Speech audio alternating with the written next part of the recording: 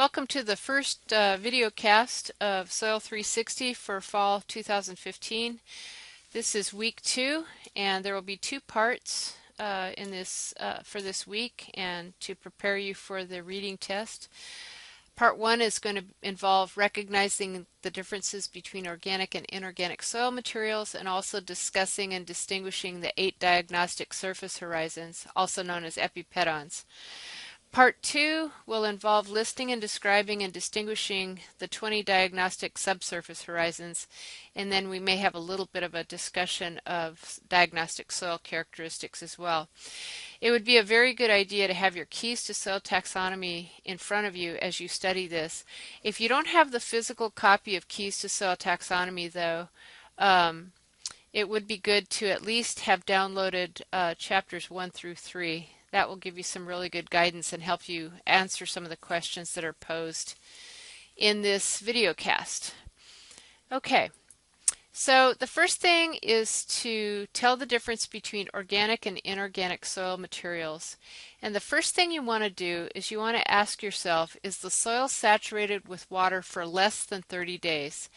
If it's saturated with water for less than 30 days, in other words, if it's kind of on the dry side, then you have to have less than 20% organic carbon for that material to be called a mineral soil material.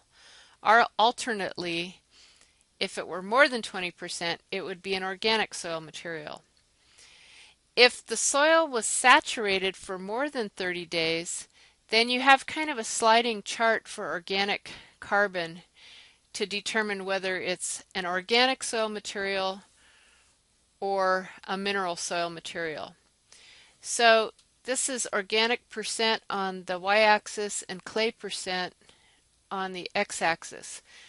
This region up here, the one that is not shaded, would be your organic soil materials, and this region down here that looks kind of granitic would be your mineral soil materials. So in thinking this through, what happens when soils are saturated? There's less oxygen. There's less rapid organic matter decomposition in the absence of that oxygen. Also, what impact does clay content have on it? The higher the clay content, they're asking you to have more organic carbon to make it an organic soil material. The more clay that you have, you probably have more micropores that are filled with water, and they may be so small that they exclude some decomposing organisms. So the higher the clay content, the more the organic carbon you have to make an organic soil material. Also in this chapter 2 of Keys to Soil Taxonomy, there are some detailed definitions of what makes an overall mineral versus organic soil, but it's a little premature to get into that right now. Suffice to say that histosols, of the 12 soil orders, histosols are the soil orders that are the classic organic soils. The next thing that we're going to do is we're going to talk about 8 different diagnostic surface horizons. These are also known as epipedons. If you look on page 7 of chapter 3 in the keys, it would be good to pause the video right now and write down some notes about epipedons in general. So please go to this place either in your download or physical copy and write about epipedons. And the question that I would ask is, are they restricted to an A horizon? Okay, go ahead and pause the button and take time to look this up, and we'll resume in just a minute. So what are the most common epipedons that we'll see? What are the most common ones that you covered in Soil 260? If you said ochric, moloch, and umbric, you're correct. Those are the ones that we're going to see most often. Okay. Actually, this in the PowerPoint should say pholistic versus histic. And these are epipedons that have quite a bit of organic matter in them. Both have thickness requirements, and this is discussed on page 8 in the Keys to Soil Taxonomy, so you may want to pause and read through those descriptions briefly. Pholistic epipedons are saturated for less than 30 days, cumulative, while histics are saturated and they have reducing conditions. They also have a thickness requirement. There's even a provision for when you have an AP horizon in these, and this is to allow for human cultivation to be taken into account. In summary, though, pholistic and histic epipedons are pretty much organic matter rich, usually consist of organic soil materials, but pholistic is the one that is better drained, and histic is the one that is more waterlogged. So pholistic, if you think of leaves, foliar, the root word fol, that may help you remember. Pholistic has leaf tissue in it, and histic is more waterlogged tissue. Now we'll go and we'll look at a comparison of anthropic, molic, and umbric epipedons. This is discussed on pages 9 through 11, and you may want to make some notes using this table as a guide. So you may want to pause and make a table in your notes that's about 4 columns wide and 10 rows down. And where the criteria are the same, you may want to mark it as such. Where the language in the keys is different, make a note of this also. Then make some summary statements that distinguish the 3 kinds of epipedons from one another. This is a little bit changed in the 12th edition. If you happen to be looking at a book that's the 11th edition, there used to be phosphorus limits in comparing anthropic and molic epipedons, but it's not there anymore. More research was done and they felt that this wasn't a very good criteria. But if you look at anthropic, the main idea in the criteria here are that anthropic epipedons have human or transported materials in them. And that's not something that's apparent in molic and umbric epipedons. However, there is a difference between the base saturation in molic and umbric epipedons. This is something that we covered in Soil 260, and I'm going to leave it to you to fill this out in your table or in your notes, what the difference is between the molic and umbric epipedon. One's higher than the other. So, just looking at this picture, can you tell which is a molic, umbric, or anthropic epipedon? Here we have a picture with this darkened horizon at the top, also over here, but it's pretty difficult really to tell these apart without some kind of chemical data, at least the base saturation to look at.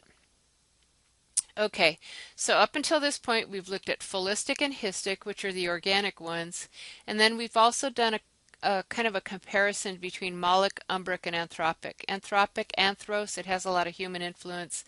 The molic and umbric is going to differ on the basis of base saturation, and you should know that difference. Let's move on to a melanic epipedon. A melanic epipedon, if you can look on page 8 of the Keys to Soil Taxonomy, the melanic is also dark and is very high in organic matter.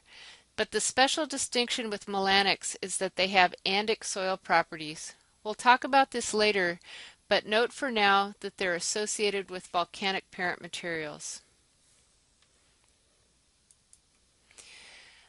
Another kind of strange epipedon, not very common, is called the plagan epipedon. It's very rare, it's not extensive, in other words, it doesn't occur across large areas.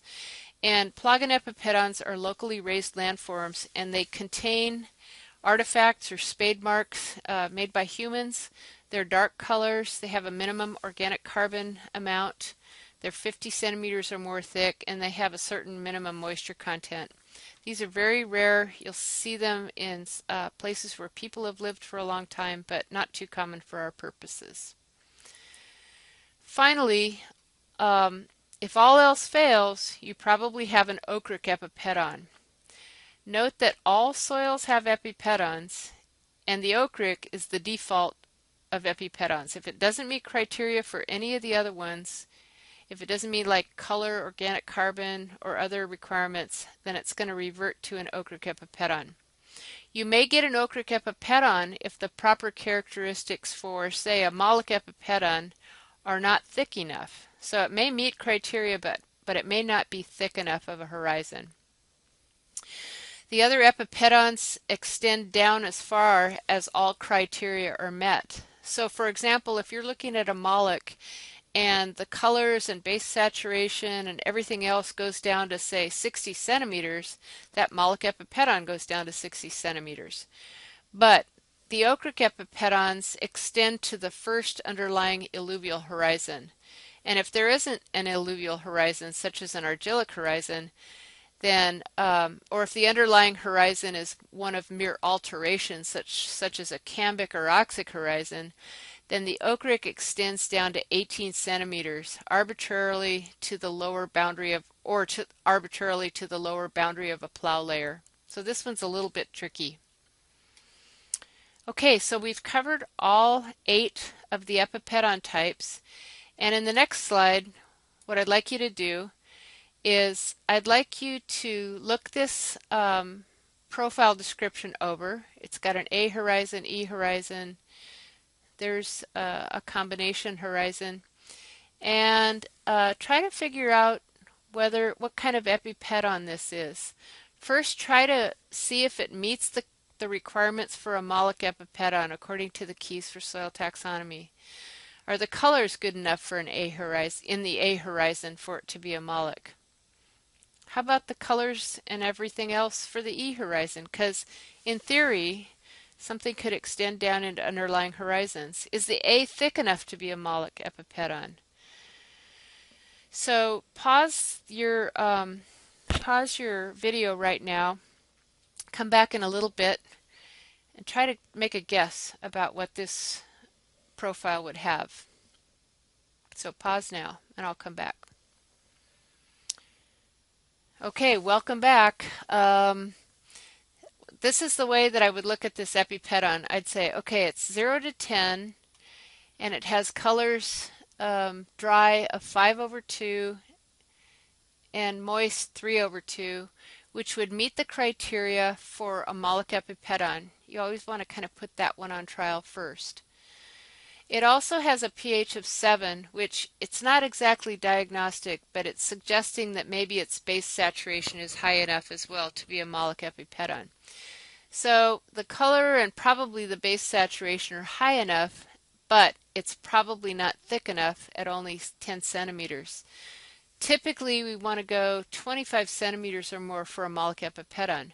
But then I want to look at the colors down here in the E horizon, because it's not necessarily restricted only to an A horizon. But this one has some colors, 6/2 and 7/2 dry, and then 4/2 moist. And these colors are too light or too high for a moloch epipedon. So this baby right here, it can't be moloch because it's not thick enough. It can't be umbric because an umbric would have to be just as thick as a moloch. And I'm assuming it's not any of the unusual ones like plagan or melanic or it's not histic or folistic. I would expect an O horizon, organic soil materials, for that. So this one is probably an ochric epipedon that goes from 0 to 10. Okay, so that's it for part 1. I'll stop talking and please listen to part 2 as well before you take the online reading quiz.